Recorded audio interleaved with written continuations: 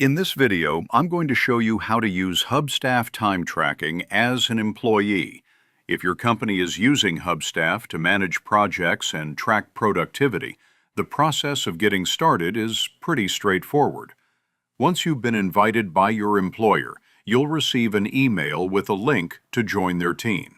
Click on that link, set up your account with your name, email, and password, and then confirm your email address to activate it.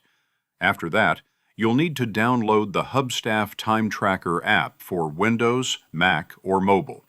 Once installed, log in with the same account you just created. Inside the tracker, you'll see the projects or tasks that your employer has assigned to you. To start tracking your work, simply choose the project you're working on and hit the Start button. While the timer is running, Hubstaff may also capture activity levels like mouse and keyboard use, and, in some cases, screenshots, depending on the settings your employer has chosen.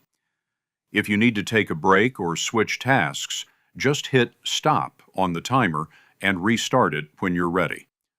All the hours you track will automatically show up in your timesheets, which your employer can review at the end of the week. So, really, as an employee, the main thing you'll be doing is selecting the right project, starting the timer when you begin work, and stopping it when you're done or need a break. That's pretty much it.